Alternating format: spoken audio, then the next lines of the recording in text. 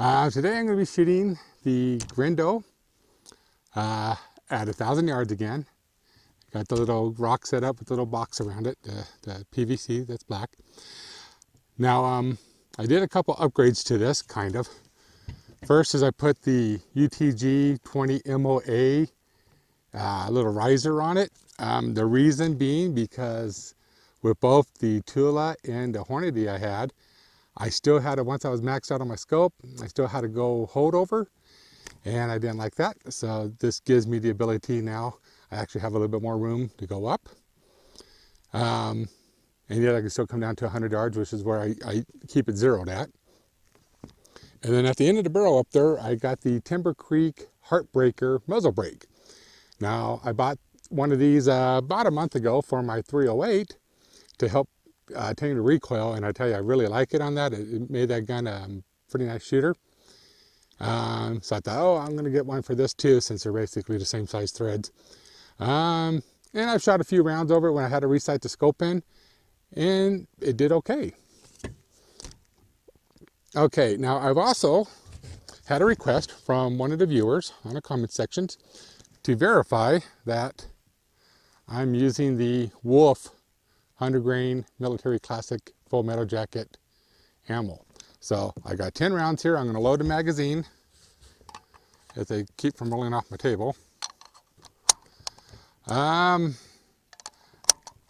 guessing that some people are thinking that maybe the Wolf can't shoot out that far, as well as I've been getting results for it. I don't know. But anyway, as you see, I'm loading it up. I find that I get pretty good results from it. So, I mean, considering it's such a cheap ammo. Okay, there's 10 rounds. I'll pop it in there. Hearing protection, because that muzzle brake makes it really loud now. Okay, so I got the P90, the Nikon P90 there behind me. So it's doing the long distance filming. I got this little cannon here for close-ups on the gun mostly, in the table. Got my target, 1,000 yards out, and we're going to give it a few shots. Get my scope adjusted a little bit. All right. We are armed. Keep finding it, okay. Winds are kind of light today.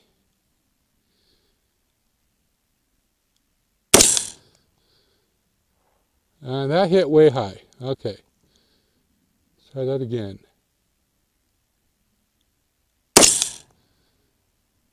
And that hit a little high. Try one more time, then I'll adjust the scope.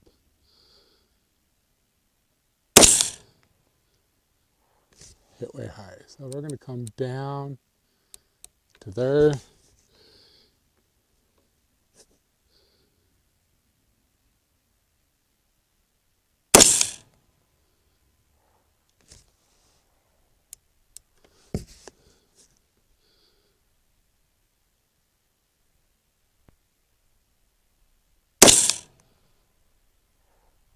I'm not sure. It might have bounced off the rock. I don't know. There wasn't enough impact to tell. Okay, we're going to go again. It looked like to the right-hand side. I was aiming a little right because it looked like the rounds were hitting a little left. I'm going to go back to zero windage. A little high.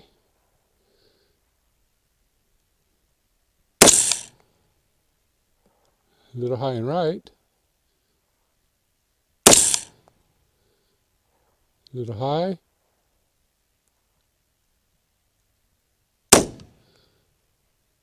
And a little low. So as you can see, is it as accurate as the Hornady? No, probably not. I'm going to shoot 10 in that here in a minute. But it does pretty good for 27 cents a shot. And that's what I bought the 1,000 rounds for last year. It might be cheaper now, might be more expensive, I can't say, until I get around to buying some more. But all in all, I think it did really good.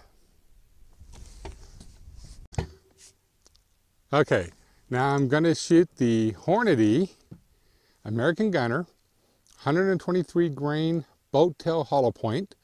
I recently purchased a 200 round can of this, though it's quite expensive.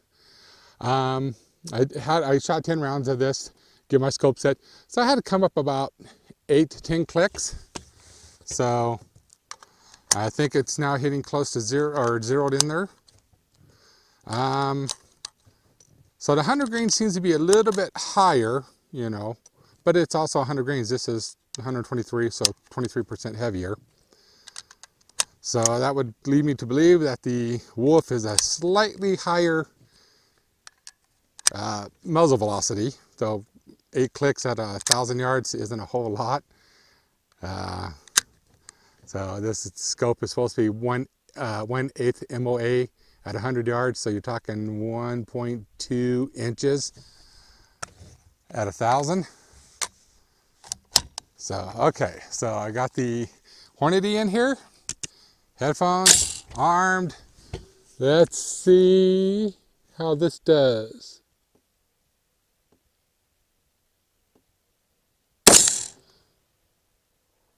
Right there at the rock, maybe a touch to the left of it.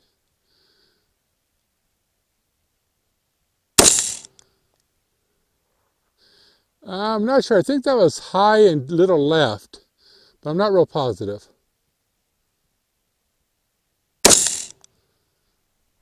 That was left. And we do have a little breeze out here and it's kind of coming and going, so I think that's throwing me off my windage back and forth as it picks up and drops.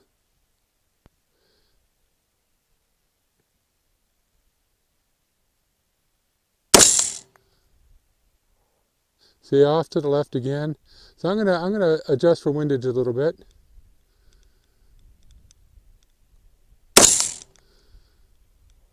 Right there.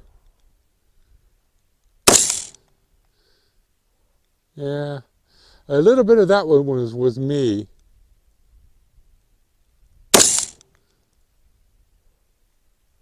Not too bad.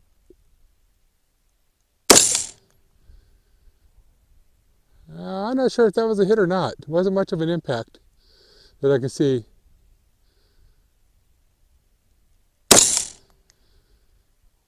That was a little low.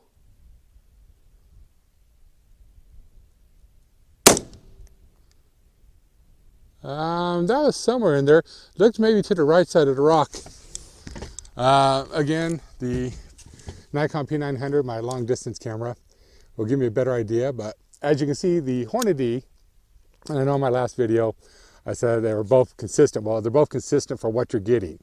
The Hornady, obviously at 1,000 yards, is a lot more consistent than the wolf, but it's also 3 times the price. So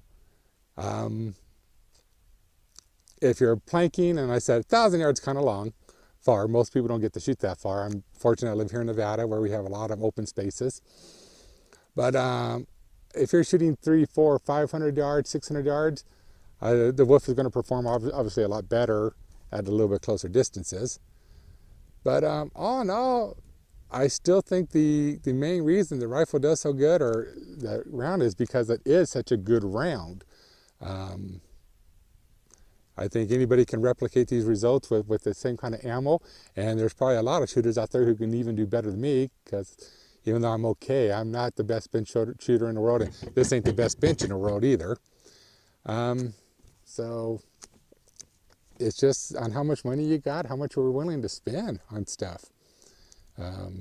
It took me a while to come up with the money to buy the 200 rounds. You know, $150 for a 200 round bucket of it. That's a lot of money. When I bought 1,000 rounds of the wolf for $270, and I still haven't hit the 500 round mark on that. I'm about 10 rounds short of going 500 rounds on it. So, and the muzzle brake really actually helped me a lot better getting back on target, especially with the Hornady. Hornady actually seems to kick higher, which is kind of weird. But yeah, I was able to recover much better. Just some of the impacts didn't seem very big out there, and so someday I'll have a spotter again. We'll see. All right, thanks for watching.